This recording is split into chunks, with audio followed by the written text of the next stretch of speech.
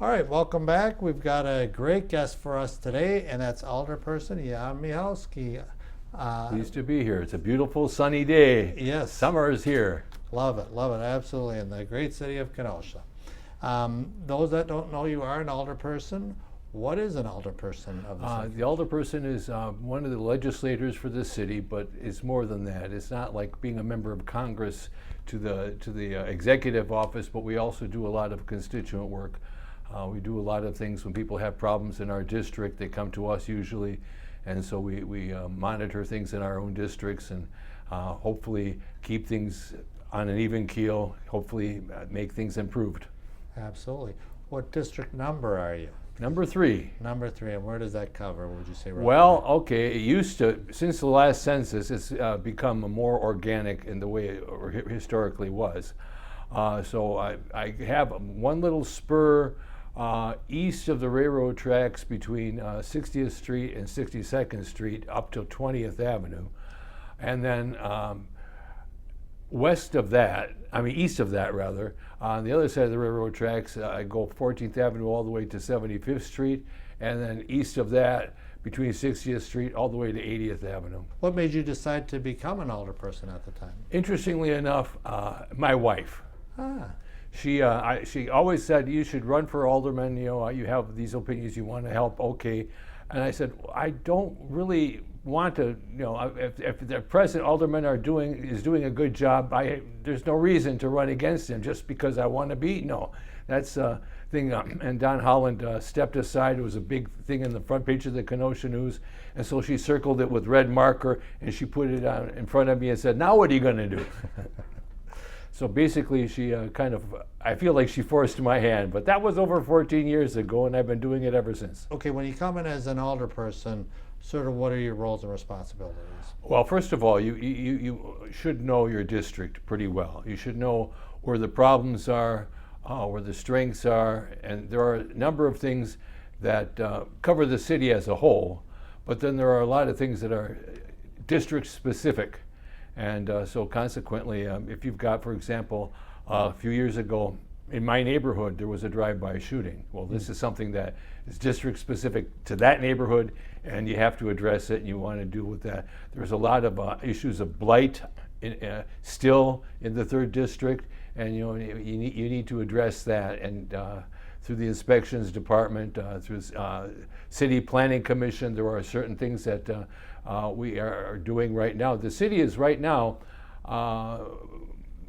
started with John Antaramian and is actively being supported by our present mayor, Dave Bogdala.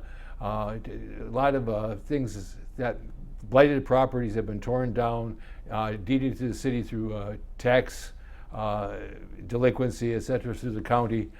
So now we have these empty lots, and we're pursuing, in certain neighborhoods in particular, to sell those lots to developers for single-family housing, somewhat subsidized, so at lower income, shall we say more moderate income, working class people can afford the houses, and they have to live there for a minimum number of years. They can't just buy it and then flip it. They have to live in that neighborhood.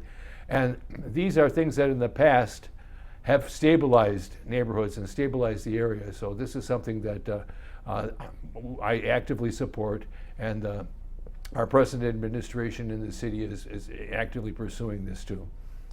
I believe as an alderperson, you also serve on different committees. I do. All right, let's hear what the committees are. Well, I'm on the City Planning Commission, and I have been for just as long as I've been an alderman. I've been on that commission. That deals with a lot of new development that wants to come in and make sure it does not badly impact the neighborhood. There are sometimes problems. You want to have the new development be in harmony with the city goals and the city planning and all that. So there's that. I'm chairman of the Historic Preservation Commission. I'm also on the Public Safety and Welfare Committee. I'm also the vice chairman of the Parks Commission. I'm on the Museum Board of Directors. Wow. So you got a full Yeah, month of, there's a lot to do. But that's good because we talked about, when there's issues in the community or in the district, that you address them and fix them and make the community a better place to live. You certainly do try. Yeah. You talked about the city planning commission. Now, is that dealing with the whole city or just your district? The whole city. Okay, so then you are involved with the overview of the city. Yeah, so whenever there's an apartment complex that goes up, saying most of them lately have been in the 16th district, Dominic Ruffalo's district, it still comes before our commission. And somebody wants to put in, say, a used car lot. Well, conditional use permits are something that we issue that make sure that they are complying with certain rules, and they would lose their license if they don't comply with those rules. Okay. What about your constituents? Do you see them at all? I see them frequently. Okay. I make myself available to anybody if they want to meet, if there's a particular issue. The district itself is diverse and it is increments separate from others. So to do a district-wide community meeting is really not something that will be useful. But for example, the area around Bain Park, where First Step used to be, well, that neighborhood is very distinct, and I've been very active there. They've been calling me up, and I'm pleased to say that area has been improved as far as the constituents are concerned. East of Sheridan Road is quieter, generally speaking, but then there are issues that come up, and different things that people want and different things that people are looking for from me, as opposed to west of the railroad tracks or in the Bain Park area, etc. Let's talk about the Common Council itself. So Mhm. we see them broadcast, or they come to the meetings. Yeah. What is the Common Council and what is it? There are 17 districts in the city. Okay. And all of us, basically, in our own districts, play the same role. But then again, every alderperson has got to be at least on one or two standing committees, as well as being on the council. So one of the more active committees would be finance. There's Chairman Kurt Wilson, or license and permit, chairman by Anthony Kennedy. So anybody wants, like I say, a bartender license, they go to the license and permit committee, and then their decision gets referred to the council as a whole. We either approve what they decided or reject what they decided. Usually we approve. Very rarely do we go against what the committee recommends. Which is great that you're talking to me today with so many years on the council. I'm sure you get new incoming alderpersons that may come to you and say, "Hey, how do we do?" Absolutely, and and I've been trying to be as helpful as I can. There've been a number. I've shared whatever. I hate to say the word wisdom, but shall we say my experience on the council. There are a number of things I've done.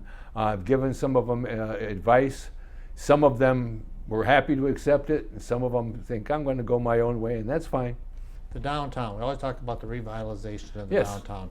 How do you feel it's going from when I know there's a lot of development down there. Yes, there is, and I So- think Bill Seal, he covers the downtown area. Okay.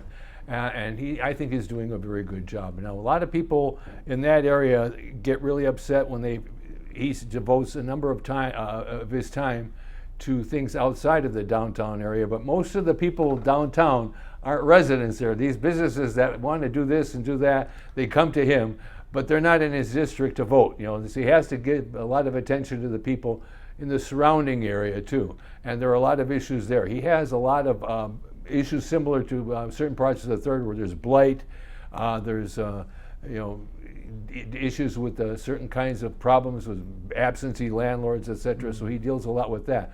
But as far as the downtown area goes, we're in a situation right now where things are looking very positive. In fact, there is right now coming up before the City Plan Commission, which I'm a member, Vice Chair, there's talk now about putting in a grocery store where the old J.C. Penney building was. Okay. And I'm not sure how. I got some questions of how they're going to work that, because there's not parking for a grocery store around there. How are they going to? Is there going to be grocery carts? This and that.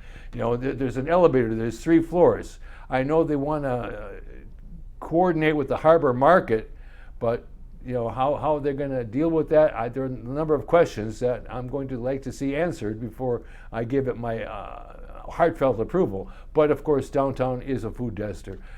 What used to be my district on 63rd, the old Pick and Save, is also a food desert. In your district or near the district, is that innovative center? That's where the Chrysler property is. That is not my district. That is not your district, but what is going on over there? Oh, well, first of all, they got a tech school that has opened up that is more than just a high school, because they have gateway classes going on and training for adults, etc., in tech and innovation. And so there's a lot of there. And there's also a building for innovative projects for people wanting to, entrepreneurs trying to start out. So it's a location. As it grows, it's hopefully it'll be an innovation hub for the city. Partly a tech hub, but mostly an innovation hub. New ideas, give people in the city, kids in the city, an opportunity to get trained in the city, stay in the city, maybe start up a business in the city, stick around, and help the core of the city grow and develop in a positive way. Anything you can highlight in your district? Maybe we have never been in that area. Is there anything that you'd like to highlight? Well, we're working very much on the Southport Park, which is in my district. We've gotten a lot of funding. The Southport Park Association has worked very hard, and I'm kind of a subsidiary member of them, but they've gotten grants. A lot of the work that was done on the beach house, for example, was paid for by grants, not by city taxpayers, but by grants. There's a lot of that going on. And also renovating the park itself, maybe redesigning it. That is also, a lot of it has been grants generated by the Southport Park Association. So that is a positive thing along the lakefront. Most people think that's a great idea to bring people, to the park. There's also, other parks along the lakefront that are in my district, but that's one where things are dynamically changing for the better, I believe. I know the Simmons Beach House opened up a couple of years Yeah. ago, and that's doing very And well. that's doing very well, and I had a hand in that a little bit because I'm chairman of the Historic Preservation. And so, there's the City Development Office worked with us, it's working, and they got a great program there. They've leased the parcel out to somebody that is making the Simmons Island and Simmons Beach a go-to place. It's a destination. They've got all kinds of things besides beach house itself, but they have rentals. You can rent.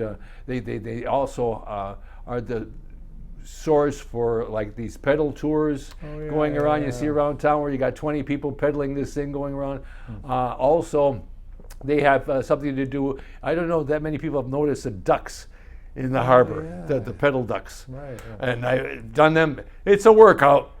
Yeah. But this is something. But these are things that attract people to the lakefront, and I think they're good for the city. Anything that brings people down into the city is good as far as the businesses, both the businesses downtown and any businesses along the way. So then is that Southport Beach House, is that similar, or is that open, or is that Not yet. Not yet. So it's being restored? Yeah. Okay. Any target date that you know of or not? This fall. This fall. Okay. That's good. Good news. And things are moving along. Things are basically. moving along. Okay. I think we're just wrapping up a little bit about, I usually end with a question.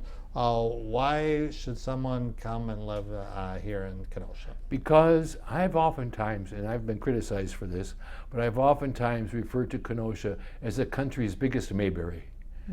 And by that I mean we're a medium-sized city, but it's a city where if you want to have an impact, you can. We're a welcoming community. Everybody gets to know everybody, and we're a very, very welcoming community. A lot of people move to the city because of that. The city also has a considerable amount of charm. I know that there have been some controversy over the streetcars, but I'll tell you, it doesn't have to make money directly. If it brings people into the city, it helps make money indirectly by providing a certain charm to our downtown area and to the city as a whole. We are also a city that has, fortunately, a number of institutions of higher learning, 3 of them in the city itself and 1 Parkside, just in summers across the border a little bit. So we have got a lot of opportunities for people to come in, hopefully get their degree, and maybe stick around in the community and put their roots down and make it a better place. Well, absolutely. Well, Jan, we want to thank you for coming on down. Again, Jan Michalski, alderperson of the City of Kenosha District 3.